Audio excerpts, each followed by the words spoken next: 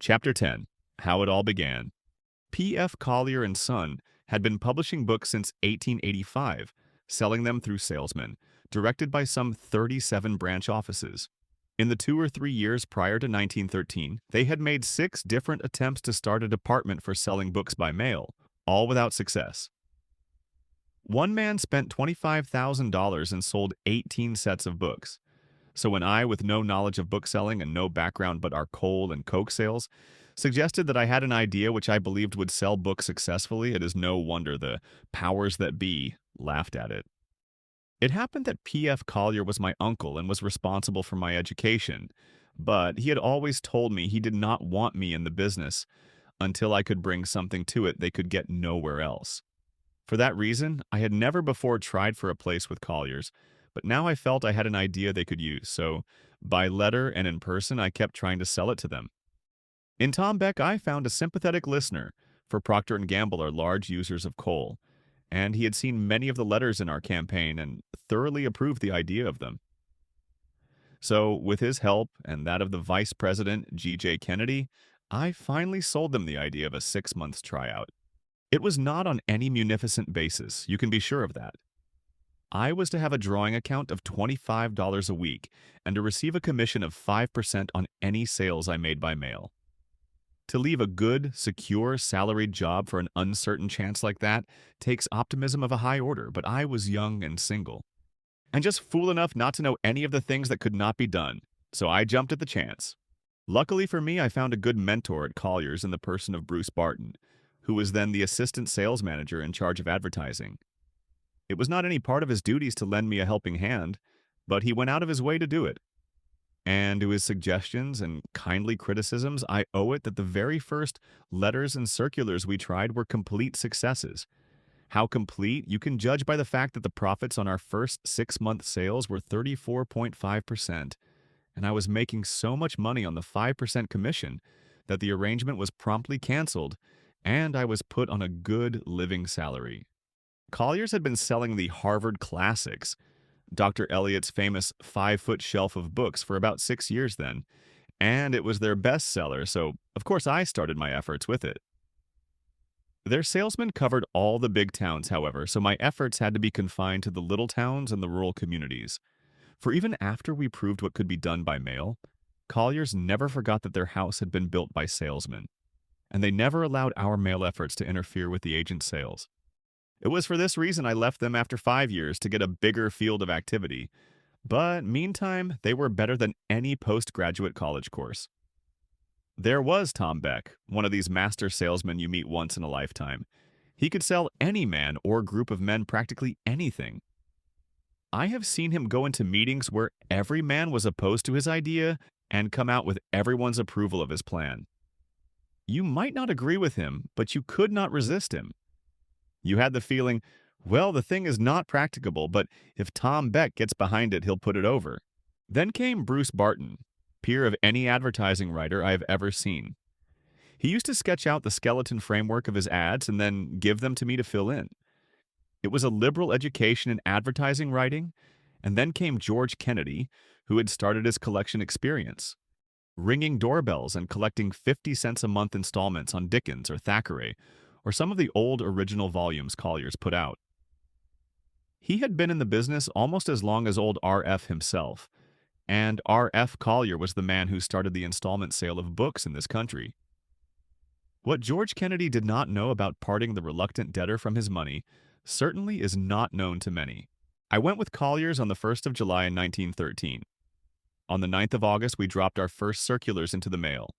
They consisted of an illustrated 4-page letter, the first and fourth pages carrying the letter, the inside pages the illustrations and circular copy. The letter was sent under first-class postage without fill-in, and a stamped postcard went with it. Including postage, the whole thing cost us about 4 cents in the mail. You can believe we watched for the returns from those circulars with fear and trembling. We had mailed 10,000s of them, mostly to advertising leads that were from 1 to 2 years old, and which had been in the hands of 2 or more salesmen, and been returned as unsaleable. When the orders began to mount up from these old leads, the salesman who had turned them down, and the whole sales department, sat up and began to take notice. For our first letter to those old discarded inquiries brought back 4.5% of orders for a $39 set of books. And with letters at 4 cents each, our orders were costing us less than $1 apiece. Can you imagine that on a $39 set of books? No wonder we showed a profit for those 6 months of 34.5%. The trouble was that we soon came to the end of those old discarded leads, and after that, the salesman didn't let go of them so readily. But while they lasted, the pick mailings were easy. Here is the first letter we used on them. If Dr. Elliot of Harvard were to say to you, "Come around to my home tonight. I want to show you some books that I believe you'll enjoy. They are interesting, entertaining, yet they will give you all the essentials of a liberal education, even if you can spend only 15 minutes a day with them." You'd go, wouldn't you? And the next morning you'd hasten to get copies of these books. Now, that is, in effect, just what Dr. Elliot has done. From his lifetime of reading, study, and experience, 40 years of it as president of Harvard University, he has chosen a 5-foot shelf of just the few books, and only the few, that are really essential to the 20th century American. Just 15 minutes a day. And this is what he says to you: "I believe that the faithful and considerate reading of these books will give any man the essentials of a liberal education, even if he can devote to them but 15 minutes a day." Think of it. The essentials of a liberal education under the personal guidance of Dr. Elliot, who has trained more men for success and is a greater authority on books and reading than any other man in the world today. What other books or who else could offer you so much? Dr. Elliot's work is complete. You owe it to yourself at least to examine the result, the fruits of his 40 years' experience as president of Harvard University. They are not the mere product of his genius. They are the finished utterance of the human race. Examine the books for a week, at our expense. Don't send a cent of money. Simply drop the enclosed card in the mail and the complete set of Harvard classics will be shipped to you from our nearest branch office at our expense. Keep them for a week. Browse through them, read them, enjoy them. We won't urge you to buy them either then or now because we realize that it is up to you to make up your mind in your own way as to just what the books will be worth to you. If you decide to keep them, you can pay for them as you like, even as little as $2 a month. If not, you can return them at the end of the week without question at our expense. Here is your chance to avail yourself of Dr. Elliot's wonderful knowledge and experience to prepare yourself for life. You owe it to yourself to at least see and examine this library that he selected to speed you on the road to a bigger, broader success. The card brings it to your door, charges prepaid. Merely put your name on it and drop it in the mail. But remember, in the great book of time there is but one word: now. So drop your card in the mail now. Very truly yours. The inside pages showed, on the left hand, a great pile of books piled all over each other until they practically hid the background of the Harvard University buildings. On the right hand was the orderly row of the 5-foot shelf with the Harvard Library behind it. The keynote of the copy was a quotation from Emerson. "In the Bibliothèque Nationale in Paris are 1,000,000 books. A man might read from dawn to dark for 50 years, yet die in the first alcove. And what would he get as a result of his 50 years reading? A heterogeneous collection of facts, unrelated, of no particular value to anyone or anything. In the Harvard Classics, and on the other hand, just a few minutes a day would give him the orderly outline of all that man has learned. In effect, a liberal education. Our first letter having pulled so well, we tried a number of others to determine how many follow-ups we could profitably send on these old leads. On the series we finally worked out, our second letter pulled about 2.5%, our third 1.5%, our fourth 1%, and our final one 2%. Here's letter number 2. With it we enclosed a circular, which is reproduced after the letter. Following it is the postcard that accompanied them.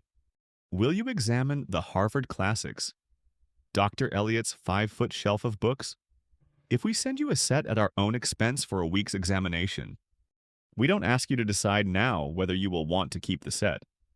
All we want you to do is examine the books for a week in your own home. See for yourself what a wonderful field they open up to you. Judge whether they will be worth 7 cents a day to you in pleasure and profit, in actual mental growth. The World's Civilization on a bookshelf. For years, Dr. Eliot has felt that all the books really essential to the 20th century American could be contained on a 5-foot shelf. And when, after 40 years as president of Harvard University, he gave up active work, he set himself the task of picking out from all the myriads of things which have been written and said during the past 5,000 years. Just those few works of the greatest thinkers in every field which most vividly picture the thought and achievement of the human race since the world began. The result is literally the putting of the world's civilization on a single bookshelf. From the many writings of the greatest thinkers, Dr. Eliot has picked those few characteristic works which cover their main ideas, which best express their basic thoughts. He has made it possible for you to have the best works of each of them without having to burden your shelves with the complete writings of all. Just 15 minutes a day. And this is what Dr. Eliot says to you.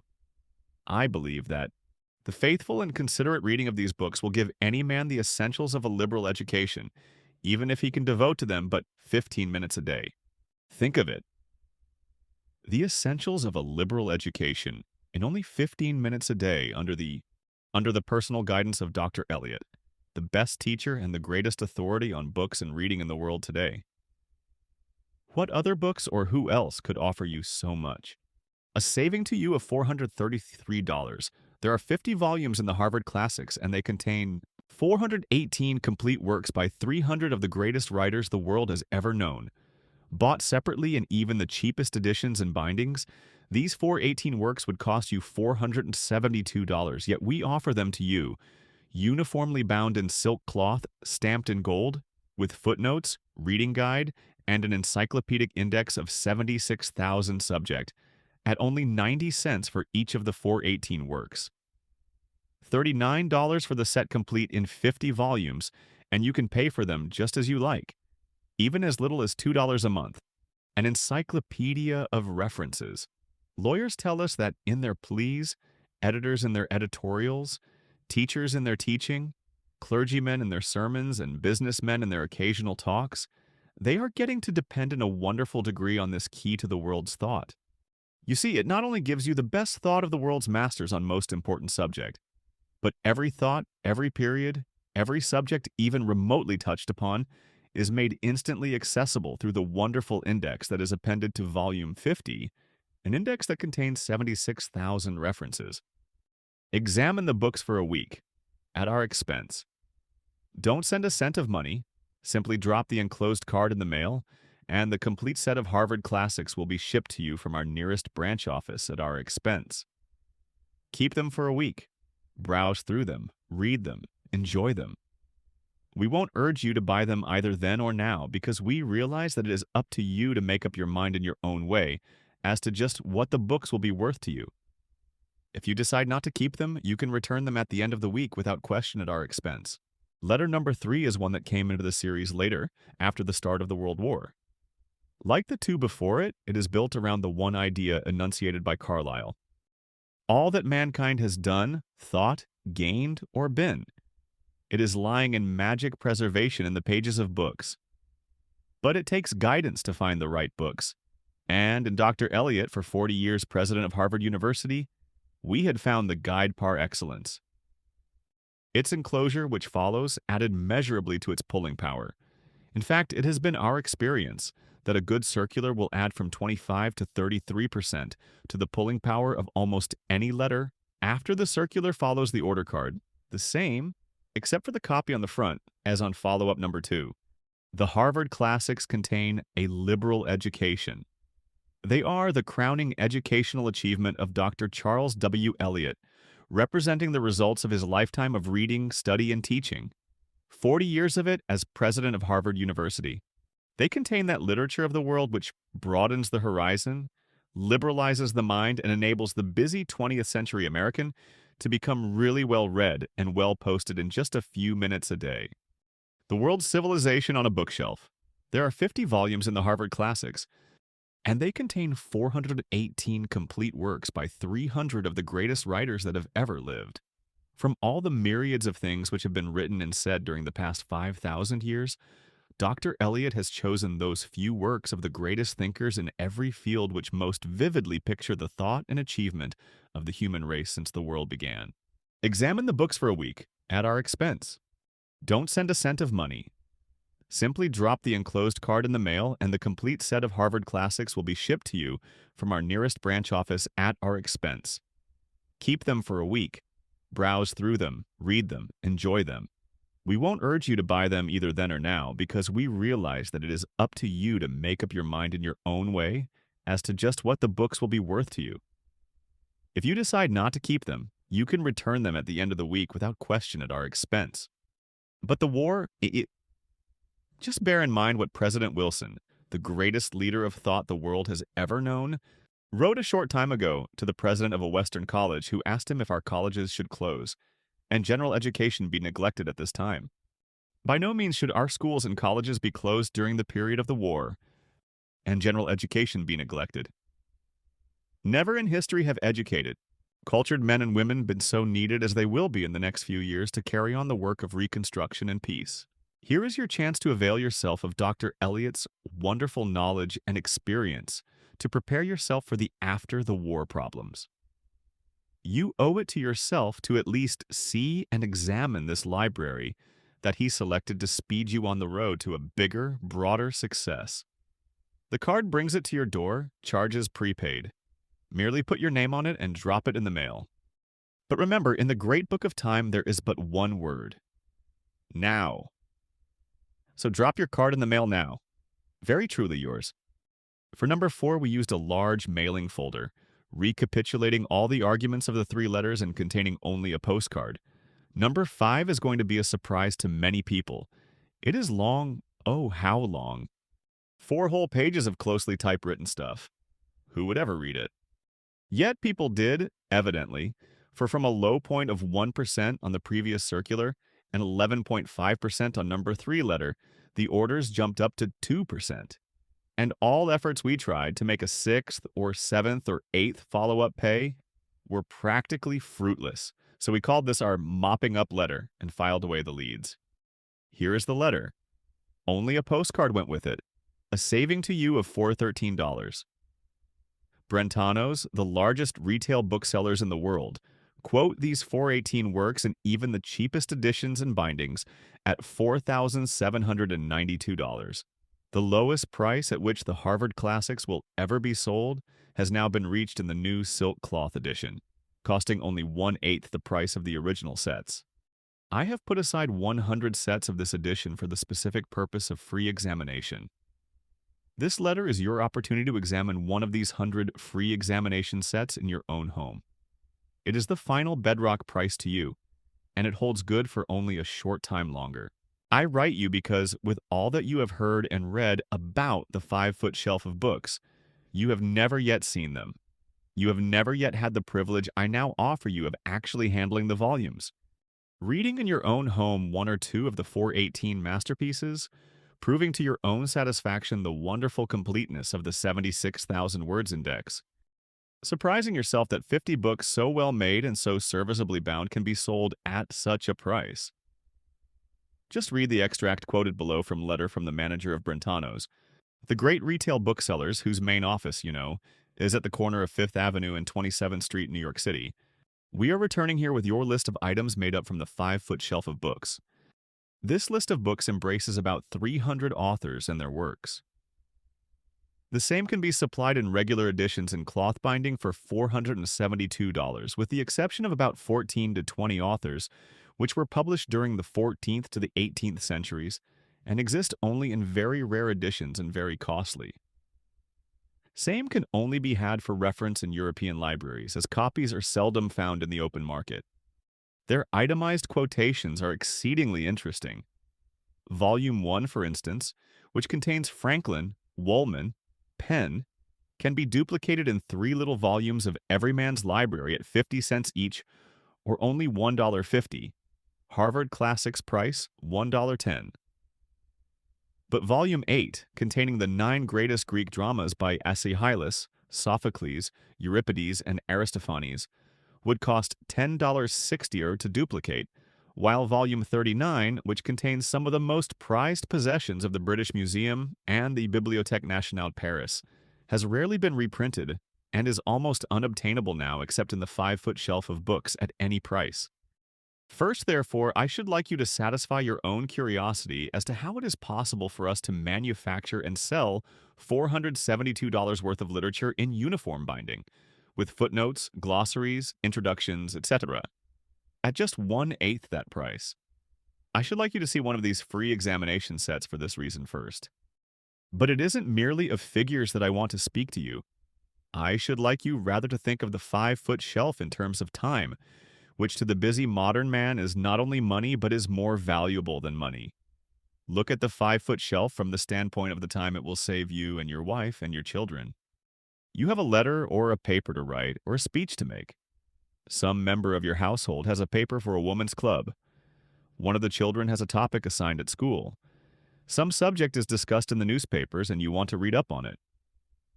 Where can the material be found at a moment's notice? Nowhere that I know except in the index of the Harvard Classics. Take the subject health, for instance, and see what has been prepared for you. This is an actual extract from the index. Health, Antoninus's Care, Burke on Pleasure and Idea, Carlyle on Care, Channing, Descartes, Epictetus on Care, etc., etc. Remarkably suggestive, isn't it? So on every one of the other 75,999 subjects you have at your fingertips, the information that it would take you hours or even days to gather from scattered volumes. But neither time nor money is the proper word with which to picture the Harvard Classics. The real word is pleasure, self-satisfaction, the delight of mental growth. Look at one of these 100 free examination sets from this standpoint. Shut your eyes for a moment and let these 418 friends take you by the hand, carry your imagination away with them. You will travel down the Nile with Herodotus, or roam the Spanish Main with Drake. See the great Grecian dramas in the amphitheater of Athens. Hear Cicero denounce Catiline in the Roman Senate. Follow Cellini through the thrilling intricacies of his dealings with princes and pontiffs. Stand with Columbus on the Santa Maria as he sees the blue haze which is the New World. See Harvey as he discovers the circulation of the blood. Important! The price of the Harvard Classics will soon be advanced. Paper, ink, and binding have more than doubled in cost since the material used in the manufacture of these books was bought. Our present stock will last only a short time longer, and then our prices must be increased to keep pace with the costs. Take advantage of the present low cost by mailing your card now. Nothing remarkable about any of these letters, is there? You have seen as good or better ones many a time, but they had this virtue. They brought back what they went after, the orders. In the 5 years I was with Collier's, they sold many hundreds of thousands of dollars worth of books. Why? Because they set out with a definite goal in mind, and they made every word carry them one step nearer that goal. Take letter number 1 as an example. What is its purpose? 1. To winnow out from the mass of readers those few who can be sold the idea of culture, the value of higher education. If Dr. Eliot of Harvard were to say to you, "Come around to my home tonight. I want to show you some books I believe you'll enjoy. They are interesting, entertaining, yet they will give you all the essentials of a liberal education, even if you can spend only 15 minutes a day with them." Can you imagine any start more likely to attract the attention and arouse the interest of a man culturally inclined who had not enjoyed the benefits of a college education? You know many such men, and you know how many of them feel that they are handicapped through lack of the cultural advantages a college gives. In the back of their minds always is the fear that they are a bit inferior to their college-trained friends. So how they would welcome the idea of a talk with so famous an educator as Dr. Eliot. How they would jump at the idea of a college reading course under his guidance. Therefore, how well that idea fitted in with the mental conversation going on in the back of their minds. 2. The ease of it. They have had opportunities to take nigh courses in schools and colleges that would, in time, give them ever educational advantage that would have been theirs had they spent 4 years in college. But this entailed so much work, and an expenditure of time out of all proportion to its value to them in dollars. So they passed it by, But along comes the chance to get all the essentials, under the guidance of one of the greatest educators the country has known, in only 15 minutes a day. Dr. Elliot has used his 40 years of experience to pick the few worthwhile books from all the millions that have been written, and edit them so that in a few minutes pleasurable reading each evening, they can make up for the 4 years college they missed. 3. The free trial, no money or risk. It is made so easy for the reader to examine the books, without obligation or risk of any kind. Naturally, his curiosity is aroused to learn what books Dr. Elliot considers essential. He would like to see them, to glance through them, perhaps read a page here and there. Well, here is his chance to do it without a penny of cost. Perhaps he has already read some of the books. Perhaps he is nearer standard of his college friends than he had thought. It would be nice to see anyway, and as long as it does not cost anything to have a look. Number 2 letter starts right where number 1 left off. Will you examine the Harvard Classics if we send you a set at our own expense for a week's free examination? Don't decide now whether you want to buy them or not. Plenty of time for that later. Just browse through them for a week and see for yourself how interesting they are.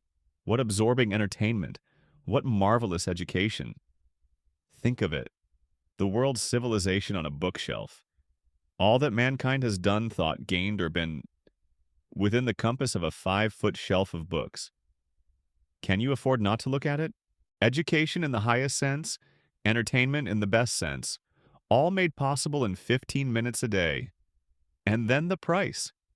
A saving of $433 from the regular bookstore price of the same works in separate editions.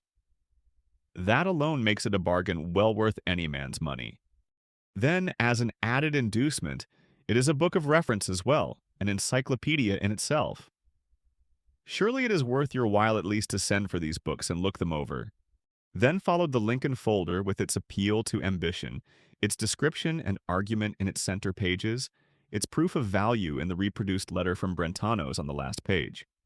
Number 3 and 4 are reiterations of the same line of argument in different words and different pictures.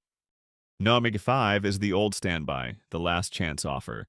It plays up the saving, it repeats all the advantages that are yours if you act now, all you may lose by delay.